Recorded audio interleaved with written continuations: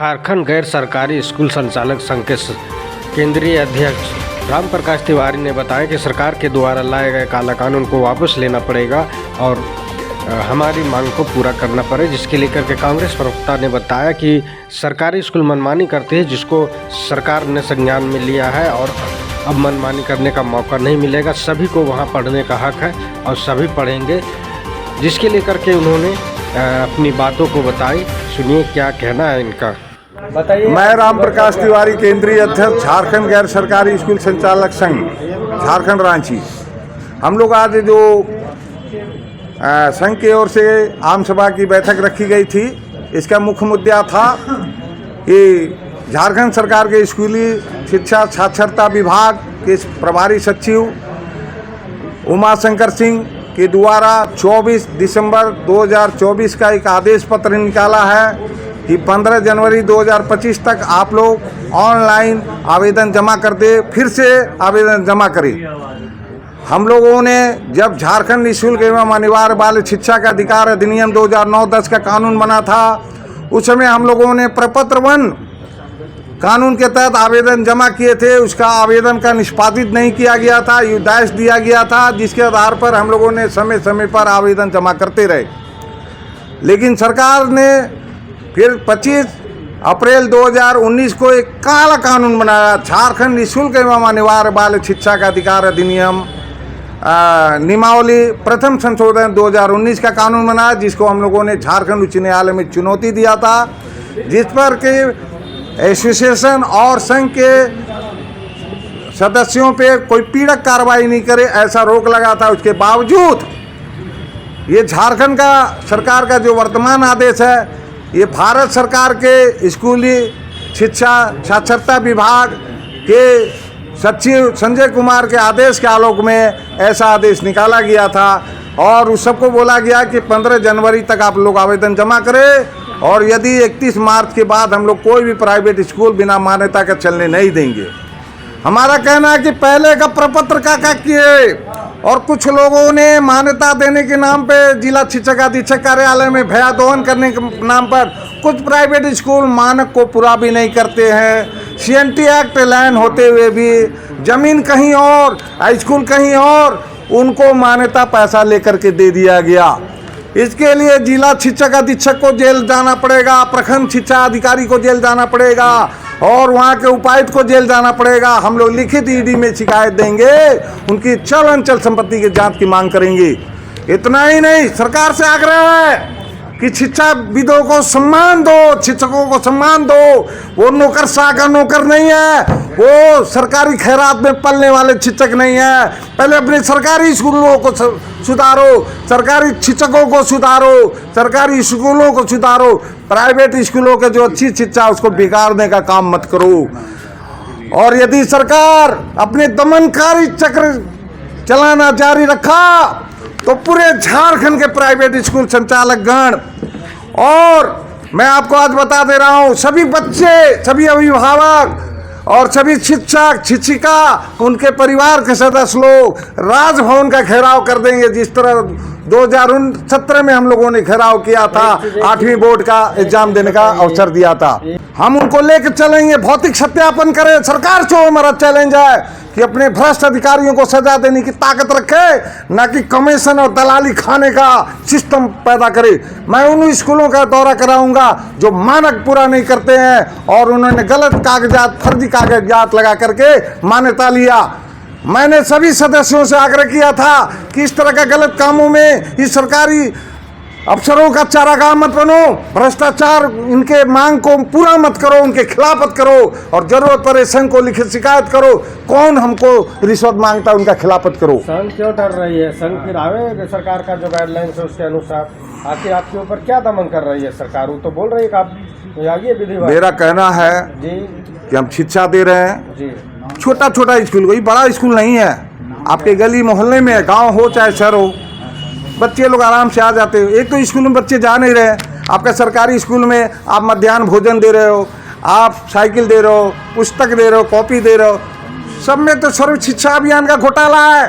इसमें हेमंत सोरेन मुख्यमंत्री भी जेल जा सकते हैं। मैं बताता हूँ, कोरोना काल के समय बच्चे स्कूल आ नहीं रहे थे, किताब कैसे वितरण हुआ, वो पैसा कहाँ गया, इसके लिए मैंने आवाज उठाया। अगर जांच हो जाए तो हेमंत सोरेन ये सर्व शिक्षा अभियान के शिक्षा विभाग का जो प्रभारी उनके अंदर में था, वो किताब का पैसा हिसाब किताब अगर ईडी जांच करे तो फिर इनके ऊपर एफआईआर होगा। और सर्व शिक्षा अभियान का बहुत बड़ा घोटाला, उसमें प्रिंटर जाएंगे, प्रकाशक लोग जाएंगे, सब जेल जाएंगे। मेरा कहना है कि जो नियम कानून आप लोग बना रहे हैं भैया, शिक्षा देने के लिए, शिक्षा का अधिकार दिलाने के लिए, कि शिक्षा से वंचित करने के लिए, कि लोगों को बेरोजगार करने के लिए। आप लोगों को रोजगार दो ना भैया, आप सरकारी नौकरी दे दो ना। आप सरकारी स्कूल में टीचर को 70,000 दे रहे हो, हम तो आपको 1 रुपया अनुदान नहीं ले रहे हैं। जो भी 200, 400, 500 देते हैं उसी शिक्षकों को हम लोग वेतन देते हैं। जो बोलते हैं कि बेंच रखो, बोलते हैं कि भवन बनाओ, तो पैसा कहाँ जाएगा। मेरा कहना है शिक्षाविदों को अपमानित मत करो, गुरुओं को अपमानित मत करो, वो शिक्षा का काम करें, उन्हें शिक्षा देने का अवसर दो। अगर आपको जांच करना है तो डीपीएस का जांच करो ना जी, डीएवी का जांच करो, बड़े बड़े एफिलेटेड स्कूल सीबीएसई का उनका जांच करो।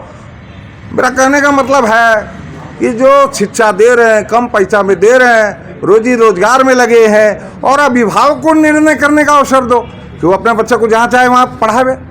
हाँ, 25% जो बीपीएल बच्चों का है, आप मान्यता दे दीजिए। हम लोग पहले 25% का, आज भी अगर 100 बच्चा है तो 30 बच्चा, 35 बच्चा फ्री में पढ़ता है। 3 एडमिशन में 1 एडमिशन फ्री होता है, फीस भी माफ़ होता है। इन तमाम बातों को ध्यान दिया जाए। मैं यही कहूँगा सरकार से, हेमंत सोरेन सरकार को, कि आप नहीं चाहते हो कि हमारा आदिवासी समाज का एक एक बच्चा शिक्षित हो जाए, एक एक दलित बच्चा शिक्षित हो जाए, एक एक गरीब जो है, पिछड़ा वर्ग का, मुस्लिम वर्ग का, ईसाई वर्ग का, जैनी का, सिख का, सभी समुदाय के जो गरीब लोग हैं वो अच्छी शिक्षा प्राप्त कर सके। ऐसा सरकार का मंशा नहीं है क्या? क्या सर्व शिक्षा का घोटाला करेंगे, बिल्डिंग बनाएंगे, बच्चा का तो पता नहीं। 5 किलो चावल, 2,500 का नया योजना, हम एक एक झारखंड को जनता को जगाने का काम करेंगे। मैं ये कह देना चाहता हूँ कि स्कूल बंद नहीं होने देंगे। राजभवन से लेके मुख्यमंत्री आवास से लेके हम प्रोजेक्ट भवन से लेके उच्च न्यायालय तक को घेराव कर देंगे। जरूरत पड़ेगा तो सर्वोच्च न्यायालय, संसद का भी घेराव कर देंगे। और ये मत सोचना 2017 का वो आंदोलन याद करें अधिकारी लोग। मेरे आह्वान पर मैंने रघुवर दास से कहा था कि शिक्षकों को बेरोजगार मत करो, अच्छी शिक्षा से बच्चों को वंचित मत करो, नहीं तो तुम्हें हम सत्ता से बेरोजगार कर देंगे। 2019 का चुनाव रघुवर दास हारे और आज तक हारते रहे। यही मुख्यमंत्री हेमंत सोरेन उनके मंत्रियों को कह देना चाहता हूँ कि अरे भैया, पाप के धन से तुम बड़े नहीं बन जाओगे। लफंगा लुच्चा बनेगा बाल बच्चा खानदान, बड़े बड़े राजा महाराजा का वंश नष्ट हो गया। अरे भैया, जो रोजी रोजगार दे नहीं सकते, उन्हें सरकारी नौकरी दे नहीं सकते, तो जो रोजी रोजगार है उसको वंचित मत करो। नए लोगों पे नया कानून लागू करो, कोई दिक्कत नहीं है। जो जैसे जहाँ है उसे मान्यता देने का सरकार काम करे। नहीं मानेंगे तो आगे क्या? हम लोग आंदोलन करेंगे, घेराव करेंगे, बच्चों को उतार देंगे, अभिभावक को उतार देंगे, जो बच्चे पढ़ा रहे हैं, टीचर का परिवार, स्कूल संचालक, सभी लोग मिलकर के लड़ेंगे, आंदोलन करें। हम बच्चों का भविष्य बनाने बैठे, उनको बर्बाद होने। आज के तारीख में ये सरकार जो फंदा शुरू किया है, टीचर तनाव में है, अभिभावक तनाव में है, बच्चे तनाव में है, सब शिक्षा देने का जो अच्छा शिक्षा है उसको भी बर्बाद करने पे ही लोग तुल गए हैं। परिचय दीजिए। धन्यवाद। मैं राम प्रकाश तिवारी, केंद्रीय अध्यक्ष, झारखंड गैर सरकारी स्कूल संचालक संघ, रांची। आप सबों को धन्यवाद। झारखंड के गैर सरकारी स्कूल के ऊपर अभी जो सरकार एक्शन लिया और डीसी के द्वारा आवेदन जो किया गया है, उसके लिए करके उन लोग आज बैठक की, और बैठक में कहीं ना कहीं सरकार को कटघरे में खड़ा किया, क्योंकि 2019 में उन लोग कोर्ट ऑफ कंडक्ट किए हैं, उसका डिसीजन नहीं आया और सरकार एक्शन लिया है। देखिए, जो प्राइवेट स्कूल है, स्वाभाविक तौर पे उन स्कूलों की मनमानी चरम सीमा पे है। चाहे हम फीस बढ़ोतरी की बात कर लें, स्कूल ड्रेस के नाम पे लूट की बात कर लें, तो इन तमाम चीज़ों पे पेरेंट्स के ऊपर, जो गरीब तबके के लोग हैं, जो मध्यम वर्गीय लोग हैं, उन पर अतिरिक्त बोझ पड़ रहा है। तो सरकार इस मामले में भी संजीदा है, और सरकार यह चाहती है कि मध्यम वर्गीय परिवार के बच्चे या गरीब परिवार के बच्चे को यह अधिकार नहीं है कि वो बड़े स्कूलों में पढ़ें। तो एक सिस्टम तो तैयार होना ही चाहिए, और जब तक ये सिस्टम तैयार नहीं होगा तब तक हम ये नहीं कह सकते हैं कि हम शिक्षा के क्षेत्र में आगे बढ़ रहे हैं। देश विकसित कर रहा है, कैसे देश विकसित करेगा? तो लोग का आरोप है कि हम लोग जो मांगने जाते हैं तो हम 2019 से दौड़ रहे हैं, हमको नहीं दिया गया, और बहुत ऐसे स्कूल जो पैसा के बल पे दिया गया है, जबकि स्कूल का स्थिति भी अच्छी नहीं है। नहीं, देखिए, अब आरोप तो कुछ भी आप लगा सकते हैं, कहीं पर भी लगा सकते हैं, किसी के ऊपर भी लगा सकते हैं। सरकार हर मामले पे गंभीरता से विचार कर रही है और हम जांच कर रहे हैं, और जो न्योचित कदम होगा सरकार वो उठाएगी। तो मतलब तो एक चीज़ और आरोप लगा ना कि जो सीबीएसई आईसीएसई बोर्ड जो है वो लोग भी जो है मनमानी करते, लेकिन उसके ऊपर तो सरकार कभी नहीं एक्शन नहीं, तमाम वो स्कूल हैं जो मनमानी करेगी उन पर सरकार संजीदा है, और वैसे तमाम स्कूलों पर हम कहीं ना कहीं अंकुश लगाने का काम करेंगे, ताकि मध्यम वर्गीय परिवार के लोग, मध्यम वर्गीय परिवार के बच्चे, गरीब तबके के भी बच्चे वहाँ स्वतंत्र रूप से शिक्षा प्रदान कर सकें।